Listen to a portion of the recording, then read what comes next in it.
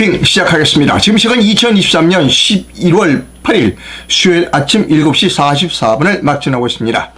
언제나 마찬가지로 아직 구독을 신청하지 않으신 분은 구독을 꼭 눌러주십시오 라고는 부탁의 말씀을 드립니다. 매일 아침 이렇게 방송을 시청해 주셔서 대단히 감사합니다. 오늘 아침 뉴스 브리핑의 제목을 여러분께 보여드립니다.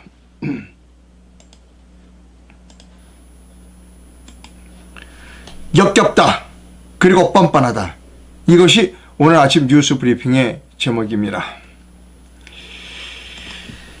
예, 요즘 연일 윤석열 대통령이 이상한 일을 하고 있어요. 지금 가장 중요한 건 뭐냐면 내년 선거에서 또다시 자기 당에 속한 국회의원들이 표를 잃어버릴까 그를 염려해야 되는데 그런 일은 하지 않습니다. 도둑을 맞았는데 외양간은 고칠 생각 안 합니다. 그리고 여기저기 돌아다니면서 제가 보기엔 조금 이상하다 싶을 정도로 중요한 문제가 무엇인지를 모르는, 어떻게 보면 좀 딴청을 피운다라고 하는 생각이 들 정도입니다. 오늘 아침 조선일보 기사를 여러분께 보여드립니다.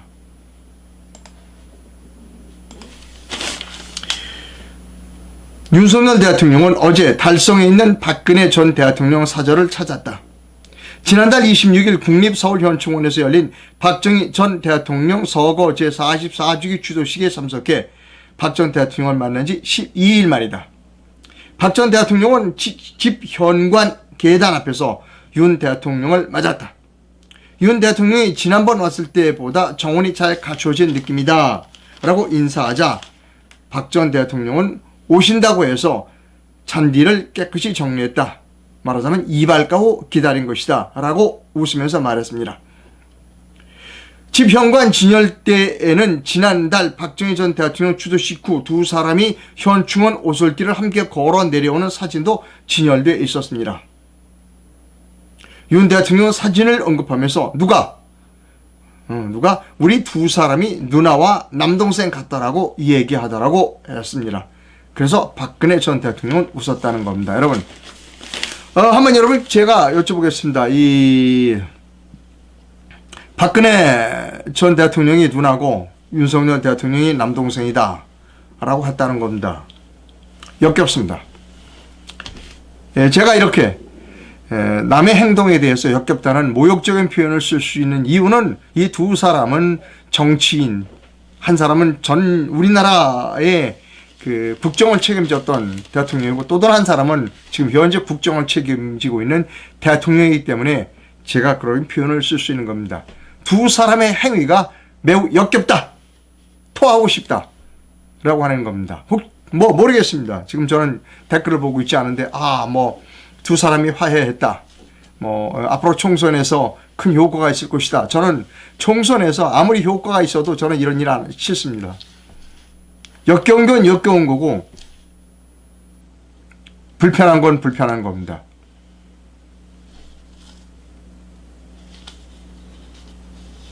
여기 지금 저한테 비난이 많이 들어와요. 이상로는 기본이 안 됐다. 이준석이하고 똑같다. 뭐가 어이없고 뻔뻔하냐. 자, 제가 왜 어이없고 뻔뻔한지를 조금 더 설명드려야 됩니까, 여러분? 이 두 사람 가운데 아직도 희생자가 있어요. 최서원 씨입니다. 최서원 씨 지금 8년째 감옥에 있습니다. 무슨 죄로 감옥에 가 있죠? 윤석열은 현직 대통령입니다. 최서원 씨를 석방해야 할 의무를 가지고 있는 사람이 윤석열입니다. 그리고 박근혜 대통령은 뭔가 지금 착각하고 있습니다. 최서원 때문에 자기가 감옥 간 것으로 생각하고 있는데 천만의 말씀입니다. 박근혜 전 대통령 때문에 최서원 씨가 감옥 간 겁니다.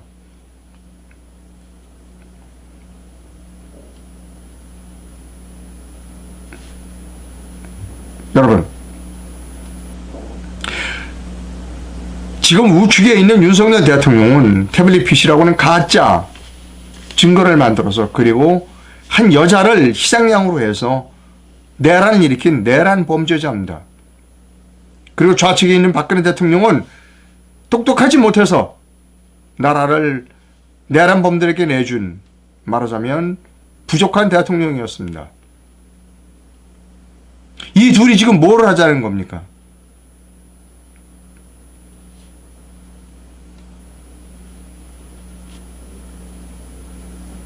요즘 댓글에 나라 돌아가는 모양 나오네 이렇게 되어 있습니다. 네. 역겹습니다.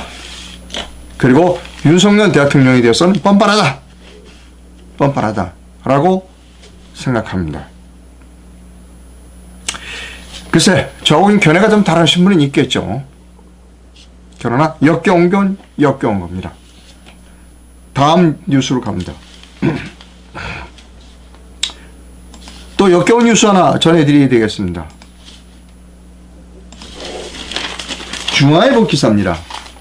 이뇨환을 만난 김종인이 이렇게 말했다는 겁니다. 당신이 의사로 처방은 잘했지만 환자가 약을 먹어야 되는데 먹지 않아서 큰일이다는 겁니다. 인뇨환 위원장은 어제 오후 서울 종로구 김 전 위원장의 사무실을 찾아 45분간 비공개 면담한 뒤 기자들에게 이렇게 말했습니다. 김 전 위원장이 당신이 의사 아니냐, 처방은 참 잘했다고 칭찬해 주셨다. 환자가 약을 안 먹으면 어떻게 할 거냐, 환자가 약을 먹어야 한다. 실제로 변화를 이끌어야 한다고 조언을 들었다는 겁니다. 이어 15분 뒤에 사무실을 나선 김 전 위원장이 환자는 국민의힘이다. 강서구청장 보궐선거 결과에 대한 표심을 잘 인식해야 하는데 내가 보기에는 당의 인식이 잘못된 것 같다. 며 그런 취지의 발언을 분명히 했습니다. 또 인 위원장이 혁신안을 여러 개 만들었는데 이에 순응할지 않을지 아무 반응이 없다. 국민의힘은 대통령 얼굴만 쳐다보는 정당이다. 약을 먹으려면 대통령께서 어떤 자세를 가느냐에 달려있다고 했다는 겁니다. 자, 제 논평은 안 하겠습니다. 대신 조선일보 칼럼을 하나 여러분께 읽어드립니다.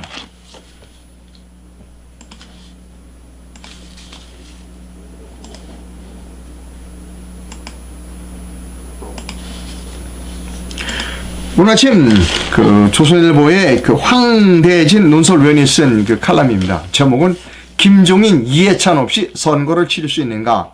라고 하는 겁니다. 자, 제 끝부분의 주요 부분만 여러분께 읽어드립니다. 3김 이후 한국 정치는 김종인, 이해찬을 빼고 이해하기 힘들다. 하지만 두 사람은 나라와 국민의 미래보다 어떻게든 선거에 이겨서 본인과 자신이 권력을 키우는 데 관심이 더 많았다는 공통점을 가지고 있다. 김 전 위원장이 필요한 당은, 김종인 위원장을 얘기하는 겁니다. 김 전 위원장이 필요한 당은 망하기 직전의 당이다. 당을 회생시키고 대가로 정치적 지분을 요구한다. 이해찬 전 대표가 필요한 당은 민주당뿐이다. 그의 구태 정치는 장기적으로 민주당의 해가 될 것이다. 이제 김종인, 이해찬 없이도 성공하는 당이 나올 때가 됐다. 대한민국 정치가 발전했다는 층표가 될 것이다. 이 두 사람이 대한민국 발전에, 정치 발전에 큰 해악이 된다라고 하는 겁니다.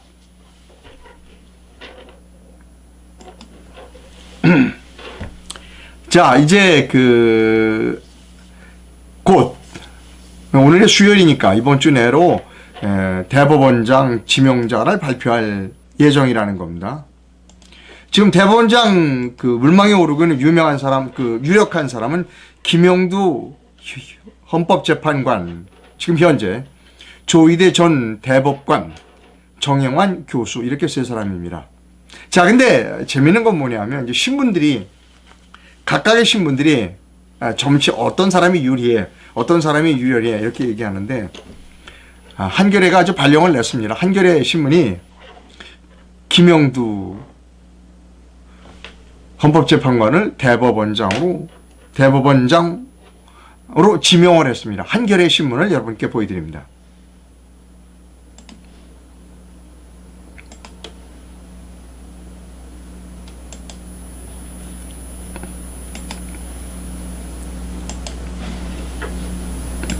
한겨레 신문입니다. 제 얼굴은 빼야 되겠네요. 대법원장 후보 이번 주 중으로 임명할 것 같다. 김영두 헌재 재판관 유력하다는 겁니다. 자, 이 김영두 씨에 대해서 제가 말씀드릴게요. 한명숙 전 총리 뇌물 사건에 무죄를 선고한 사람이 김영두입니다. 그리고 김명수 대법원장 체제에서 행정처장을 지낸 사람입니다. 이 사람이 구속접부심 심사하는 전담 판사 이 사람이 다 인사낸 사람입니다. 그리고 이 사람이 QR코드 합헌한 사람입니다. 그리고 QR코드 합헌이면서 거기에 수기까지 박아둔 사람이 김영두입니다. 그리고 1년에 10,000건씩 쓰레기통으로 읽어보지 않고 보내는 상고심을 보내는 그거 합헌이야. 심리부속의 합헌이야 라고 얘기한 사람이 김영두입니다. 김영두가 되면 김명수 시즌2입니다. 제2의 김명수입니다. 근데 한겨레가 뭐라고 보도했느냐. 한겨레 보도 내용을 여러분께 읽어드립니다. 대통령실은 현재 김영두 헌법재판소 재판관, 조희대, 정영환 고려대 법학점 교수 등을 대법원장 후보로 압축한 상태다. 한 여권의 관계자라고 했습니다. 한 여권의 관계자는 현재 김영두 재판관이 5할 이상 유력한 상태다라고 했다는 겁니다. 5할 이상 유력하대요. 한겨레 신문이 김영두 씨를 완전히 발령을 냈어요.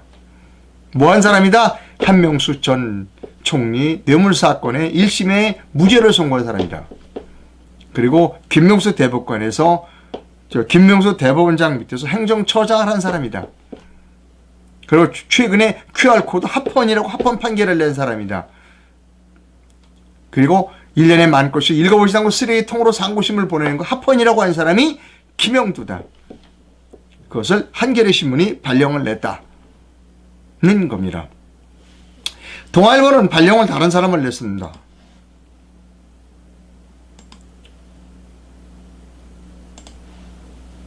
동아일보는 조희대 씨를 유력하다고 보도하고 있습니다.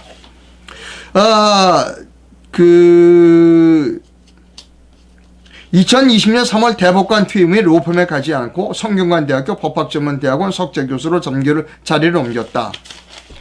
다만 조 대법관은 2017년 6월이 정년이 되기 때문에 3년 반 만에 퇴임해야 하는 점이 변수로 작용할 수 있다고 하는 겁니다. 여기서 제가 제 견해를 말씀드립니다. 이상로의 견해를 여러분께 말씀드립니다. 자, 지금 유력한 후보자로 거명되는 제3인 중에 저는 정영환 교수를 추천합니다. 왜냐하면 말입니다. 왜냐하면 이 정영환 교수는 이미 법조를 떠나온 지 오래됐습니다. 법원에서 한 10년 정도 근무를 했다고 그래요. 판사로. 그리고는 계속해서 교수 생활을 했습니다. 그러니까 지금 사법 카르텔에서는 좀 상당 기간 떨어져 있다는 겁니다. 그러니까 헌법재판관 하다가 대법관 하다가 뭐 대법원장 하다가 뭐 자기들끼리 나눠 먹고 그래갖고 무조건 이들의 목표는 헌법재판관이든 대법관이든 대법원장이든 그들의 목표는 로펌입니다. 로펌. 임기 위에 로펌. 그러면 1년에 수익이 1년이야. 국민의 재판받을 권리, 인권 알 바 없어. 그게 지금 현재 사법 카르텔입니다. 그래서 대법원, 헌법재판소 이런데 굴러먹은 인간들은 빠져야 된다는 겁니다. 제가 좀 격한 표현을 쓰는데 그런 데서 굴러먹은 인간들은 이라고 쓰는 제가 이유가 있습니다. 그들은 다 국민의 신속하게 재판받을 권리, 공정하게 재판받을 권리를 아주 무참하게 짓밟고 있는 인간들이 현재의 대법관, 현재의 헌법재판소 재판관들이라는 겁니다. 모두 다 그들이 심리불속행 1년에 10,000건씩 보지도 않고 쓰레기통으로 버리는 심리불속 합헌이야 라고 주장하는 인간들, 그리고 180일 내에 현고 무효소송을 끝내게 돼 있는데 그거를 질질 끄는 인간들이 지금 대법관, 헌법재판소 재판관 이것들이라는 겁니다. 저는 정영환 교수를 모르지만 적어도 정영환 교수는 그런 더러운 카르텔에 몸을 담지 않았다는 겁니다. 저는 더러운 인간들이 사법부에서 대법관을 하고 헌법재판관을 하고 대법원장을 하는 일은 없어야 된다는 겁니다. 또 하나, 앞으로 개혁을 하려면 반드시 대법관, 헌법재판관, 대법원장을 변호사 출신으로 할 필요는 없다는 겁니다. 법을 바꾸면 돼요. 저는 적어도 법관의 30%는 비법률인이 되어야 한다는 겁니다. 아마 공부 지독하게 안 하는 인간들이 법조계입니다. 이 급변하는 사회에서 공부 지겹게도 안 하는 옛날에 그 달달 법조문을 위해서 사법고시 패스했던 고등고시 패스했던 인간들이 바로 지금 현재의 인간들입니다. 대법원 뭐 폼은 다 잡아요. 자기들은 국민 위에 있다고 생각하는 아주 더러운 인간들이라는 겁니다. 역겹습니다. 그런 인간들. 저는 이랬으면 좋겠어요. 개인적인 생각입니다만 3분의 1은 지금 현재대로 변호사 출신으로 뽑고 3분의 1은 일반 변호사 뽑고 나머지 3분의 1은 AI가 했으면 좋겠습니다. 예를 들어 3명이면 재판 이렇게 뭐 합의심이면 한 사람은 변호사 출신 그러니까 자격증을 가지고 있는 사람, 한 사람은 사회인, 한 사람은 AI 이렇게 구성을 해보면 어떨까 싶습니다. 다시 말씀드립니다. 윤석열 대통령이 가장 개혁적이지 내가 경험한 대통령 중에 가장 개혁적이지 못한 대통령이라는 겁니다. 이 대법원장 후보를 지금 올려놓은 것을 보면 얼마나 윤석열 대통령이 개혁과는 거리가 먼 사법 카르텔의 일원인가를 알 수 있다는 겁니다. 저는 김영두 재판관, 조희대 전 대법관의 지명에 반대합니다. 자, 다음 뉴스로 갑니다.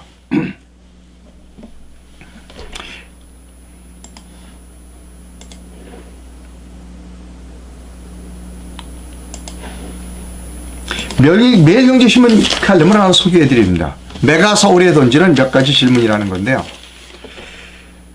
지금 뭐 난리 났죠. 김기현 대표 이런 사람들이 이제 표를 얻기 위해서 뭐 서울, 김포로 서울시에 편입시키니 그랬더니 하남도 편입시켜달라고 그러고 뭐 구리도 편입시켜달라고 그러고 난리 났습니다. 메가 서울론에는 답해야 몇 가지 질문이 있다. 첫째, 메가시티가 되면 반드시 서울이 더 커져야 하는가? 우리 수도권의 행정구역이 서울과 경기도로 구분되어 있을 뿐 사실상 서울 대도시권이며 이미 세계적인 메가시티다. 최근 수년간, 수십 년간 서울에서는 지식산업, 수도권에서는 기술집약적 생산제조업이 발전하여 거대한 산업복합체로 진화해왔다. 이미 메가시티가 됐다는 겁니다. 왜 메가서울이 메가수도보다 더 나은지에 대해 말을 해야 한다는 겁니다. 이게 첫 번째 질문입니다. 두 번째는 이른바 동일생활권, 동일행정권은 메가서울이 명분이 되기 어렵다. 지금 편입이 거론되는 도시들이 서울에 포함되면 서울 동일생활권은 그 주변의 2선 도시로 확장된다. 그것은 1990년대 이후 수도권으로 분산 억제되어 온 서울 소속 열망이 무한 확장을 불러올 것이다. 전 국토의 서울 편입을 요구한다. 제가 그랬잖아요. 부산에도 서울로 만들어달라고 요구가 있을 거라는 겁니다. 첫째, 메가서울이 지방균형 발전과 모순되지 않는다는 주장은 너무 희망적인 사고다. 지금 지역 갈등의 기본 구도는 영원함이 아니다. 집중된 수도권과 공동화된 비수도권의 갈등이다. 메가서울은 이 갈등 구도를 서울대 나머지 지역으로의 갈등으로 더욱 첨예해야 할 가능성이 있다. 서울이 커지는 만큼 서울에 포함되지 못한 지역의 소외감도 커질 것이다 라는 겁니다. 제가 잠깐 언급한 일이 있었어요. 이런 식으로 메가 서울 논의가 이루어질 게 아닌 거라는 겁니다. 이 노원명 기자도 지적했듯이 이미 서울과 수도권은 메가시티예요. 제가 또 하나 우려하는 건 뭐냐면 이 서울 커다란 뭐 서울, 김포, 서울에 편입시키고 하남 편입시키고 뭐 구리 편입시키고 여기에 가장 큰 희생자는 서울의 강북 주민이다라고 제가 말씀드린 일이 있습니다.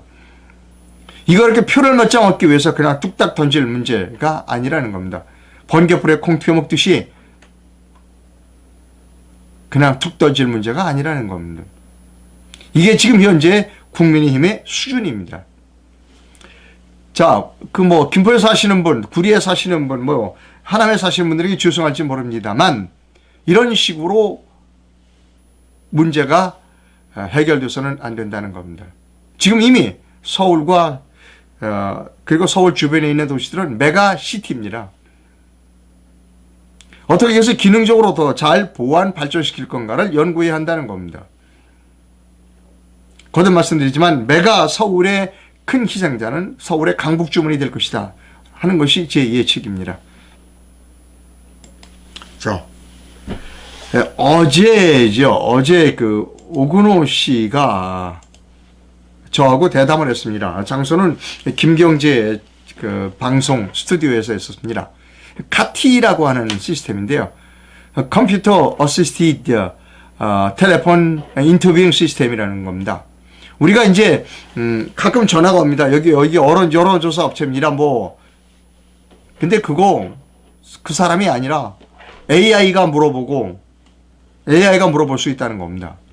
그리고 답변도 AI가 할 수 있다는 겁니다. 자, 큰일 났습니다. 여론조사 믿을 수 없습니다. 그러니까 자기에게 유리한 사람 전화번호를 마음대로 이렇게 골라서 AI가 물어보고 AI가 답한다는 겁니다.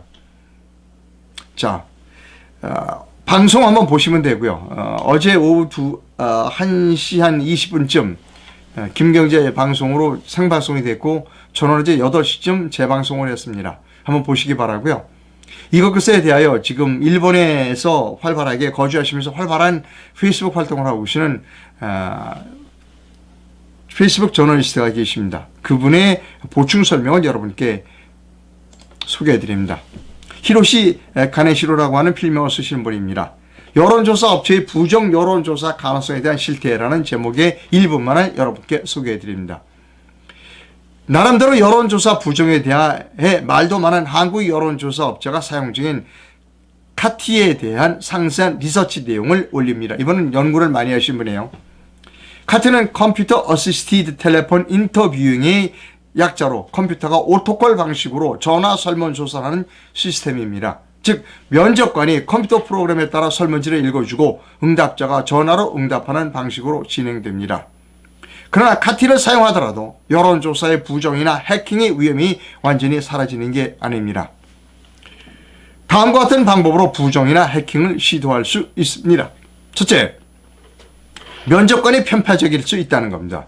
면접관의 응답자에게 의도적으로 특정 후보나 정책에 대한 긍정적 또는 부정적인 의견을 제시하여 응답자의 답변을 유도할 수 있습니다. 두 번째, 응답자가 거짓말할 가능성이 있습니다. 응답자가 자신이 진짜 의견과는 다른 답변을 할 수 있습니다. 또는 전화 DB에 조작 등록된 번호로 연결된 가짜 응답자의 편파적인 응답을 받을 수 있습니다. 이 경우에는 질문하는 면접 조사원도 몰라요. 그 사람이 가짜인지 아닌지. 세 번째, 데이터베이스에 해킹 문제가 있습니다. 설문 결과 데이터베이스가 해킹되거나 소비자 측의 의도적 인위적 DB 변경으로 부정적인 결과가 조작될 수 있습니다. 결론적으로 여론조사 업체의 카티 시스템을 해킹하여 DB 조작을 하거나 누군가 시스템에 접근 가능한 자가 임의로 조작을 할 수가 있습니다. 선관위에서 제공받은 랜덤으로 취득한 전화번호 이외에 임의로 편파적으로 수집한 응답자의 전화번호를 추가하는 것도 가능합니다. 특히 카티를 자체 도입한 회사의 경우는 더 해킹 조작에 노출될 수 있다는 겁니다. 전화 오퍼레이터는 상담원이죠. 누구에게 전화를 걸은지 알 수도 없습니다. 그래서 지금 현재 우리나라 카티 시스템을 가지고 있는 여론조사 업체의 명단을 여러분께 보여드립니다. 맞네요. 뭐 리얼미터, 한국갤럽, 코리아 리서치, 엠브레인, 키코시라고 있습니까? 한국 리서치, 30개 업체가 됩니다.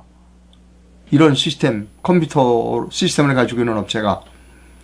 큰일 났습니다. 우리나라 믿을 게 아무것도 없어요. 그러니까 이렇게 생각하시면 됩니다. 컴퓨터는 모든 일을 합니다.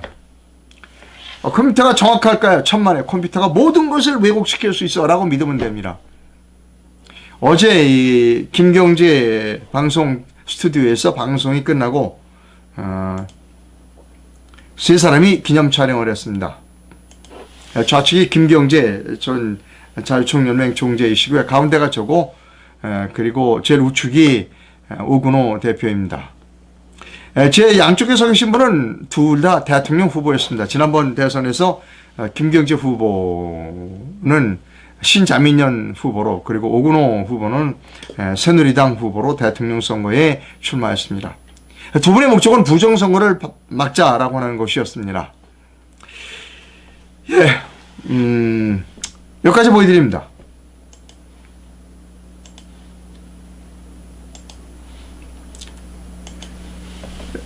넬로 미러로에서는 내년 4월 10일 총선 출마자를 모시고 있습니다. 내년 4월 10일에 넬로 미러로당의 후보로 나서실 분은 제게 연락을 주시면 감사하겠습니다. 제 전화번호 여기에 있고 전화나 또는 문자로 전화를 주시면 됩니다. 하루에 한두 통의 전화를 지금 받고 있습니다. 방송 시청해주신 여러분 대단히 감사합니다.